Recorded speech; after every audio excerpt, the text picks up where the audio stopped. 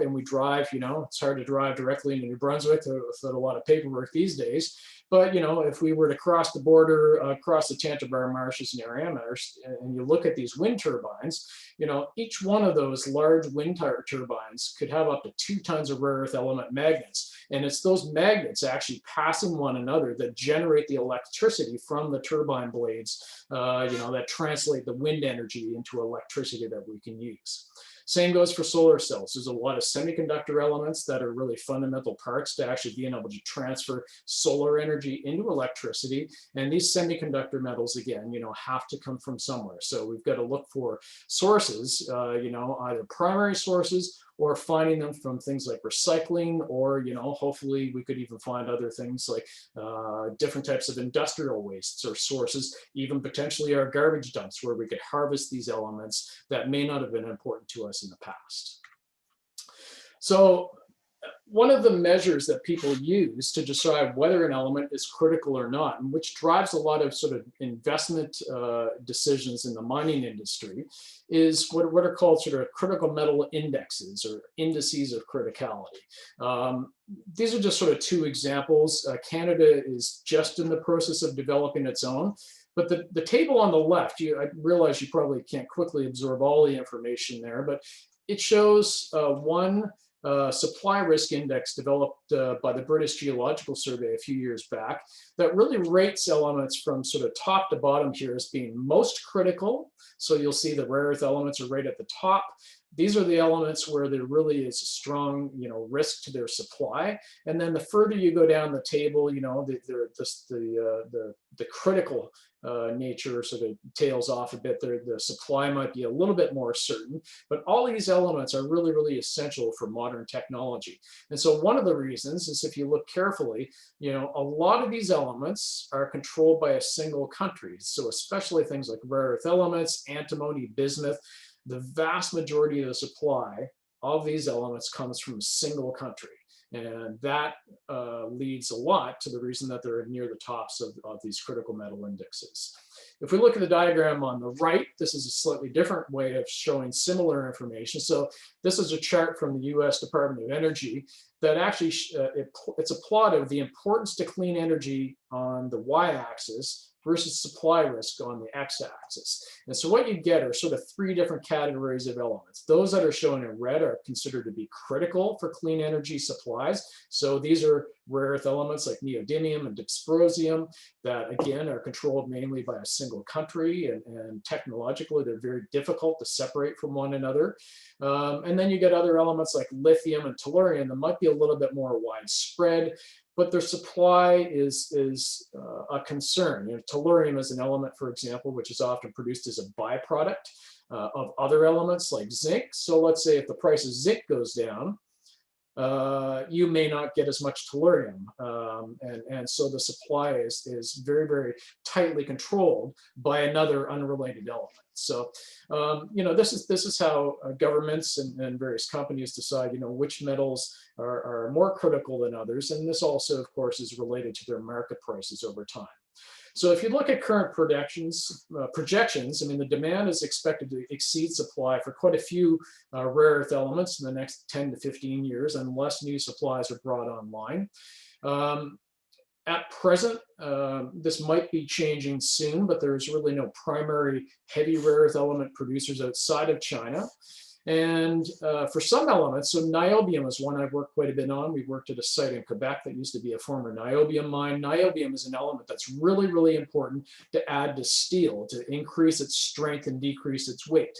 And the demand for that one element alone has been growing at more than 8% per year. So you can foresee, you know, that eventually you could have demand outstrip supply for some of these elements. So for this evening's presentation, what I did was I just chose 4 elements to kind of highlight one of the challenges that leads to a metal being deemed critical. And so these 4 pie charts show where most of the cobalt, lithium, rare earth elements, and niobium that we rely on are currently produced, or actually where they were produced as of 2016 with some of the more recent data available. So if we start on the upper left and you look at an element like cobalt, again, really, really important for rechargeable batteries. And so companies like Tesla and others are certainly on the hunt these days for reliable supplies of cobalt. But unfortunately, more than half of all cobalt that was produced in 2016 was produced in the Democratic Republic of Congo. Some of those mines are relatively large, modern, mechanized mines, but a significant portion of that cobalt also came from what are called artisanal mines, which in many cases are small-scale illegal mines, where there are real challenges with regards to significant impacts on the environment, but also really poor labor conditions and child labor as well.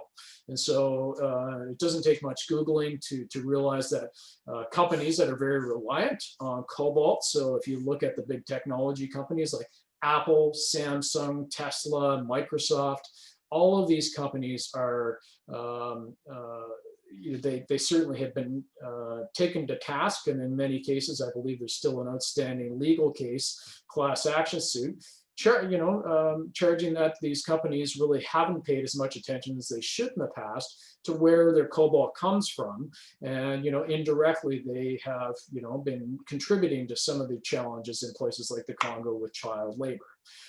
There are certainly, a variety of other countries around the world, including Canada, which produce cobalt. A lot of our cobalt is actually produced as a byproduct or as a co-product, at least, of copper and nickel mining, and many of the big mines that you have around, say, the Sudbury region in Ontario and other mines in Quebec. And then if you look at another set of elements like rare earth elements on the bottom there, you can see that these are really, really skewed towards one country. And in fact, for most of the last couple of decades, China has controlled, in a given year, as much as 95% of the world's supply of rare earth elements. And there is a real push right now on trying to diversify the world's supplies of things like rare earth elements, because we are, again, so dependent on them for many of our modern technologies. And so, other countries like Australia and Russia are producing some these days. There is a mine that's reopened in California, again, called Mountain Pass, although most of that ore is, again, still produced and is actually processed in China. And Canada is really trying to develop its own domestic rare earth element supply chain so that they aren't as reliant on countries like China for these essential elements. Lithium is another.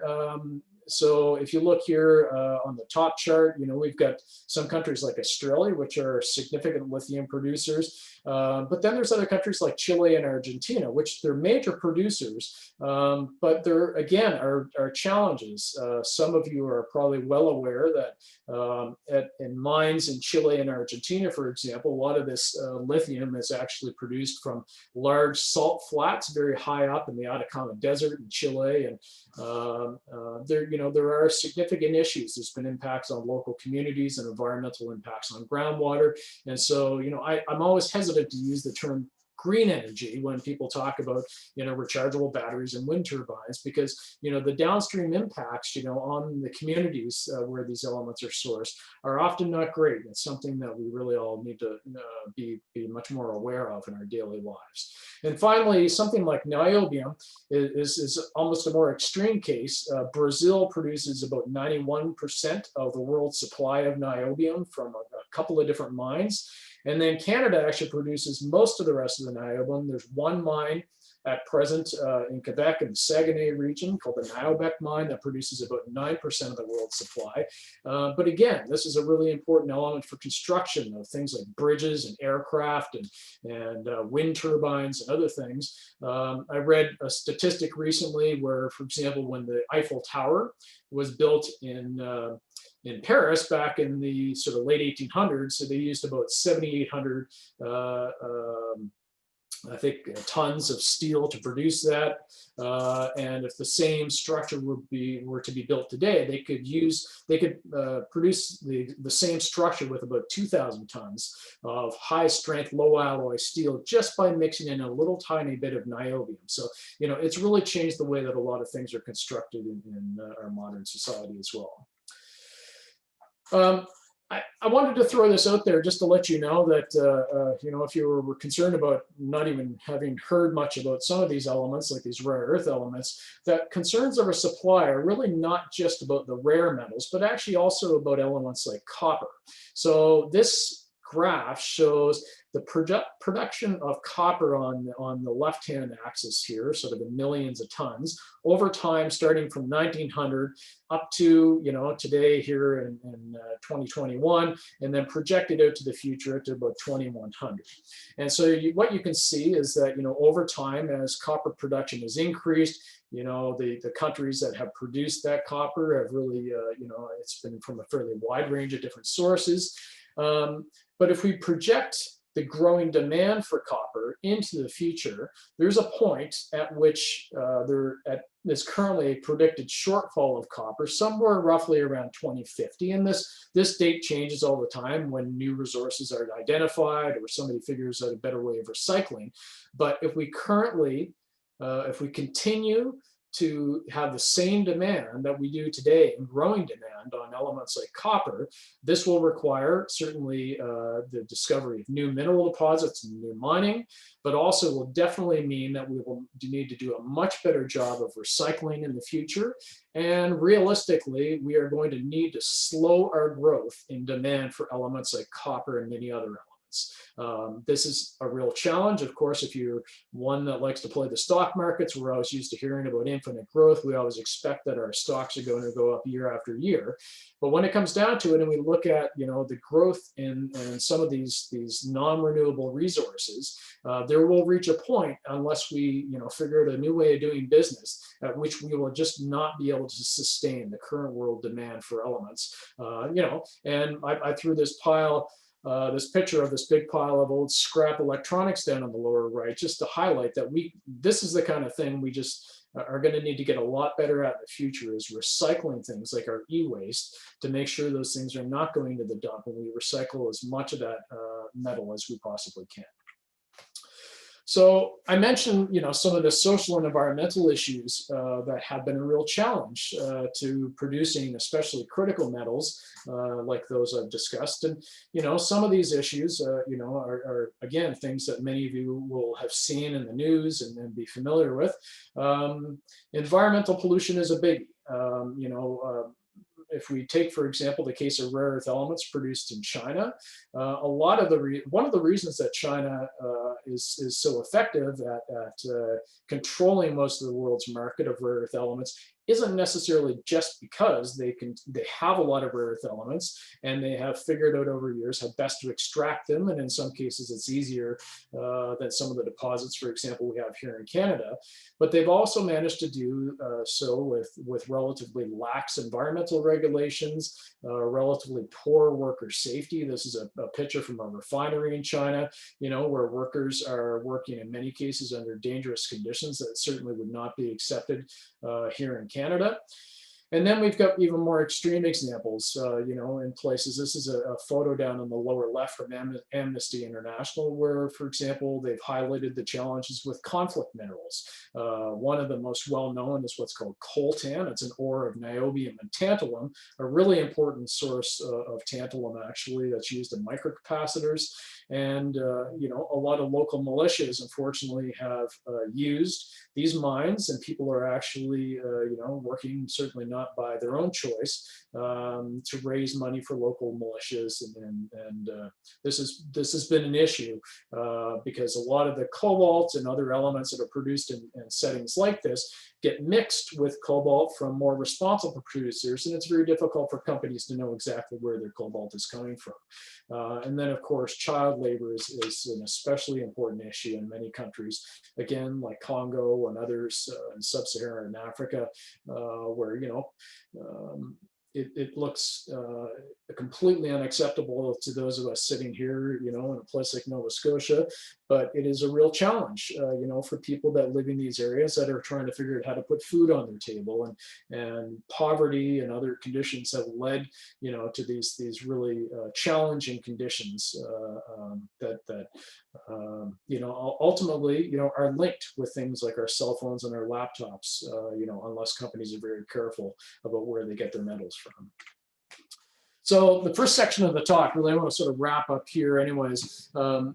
These are some of the key challenges that have been identified. And so, these issues are not simple, and they were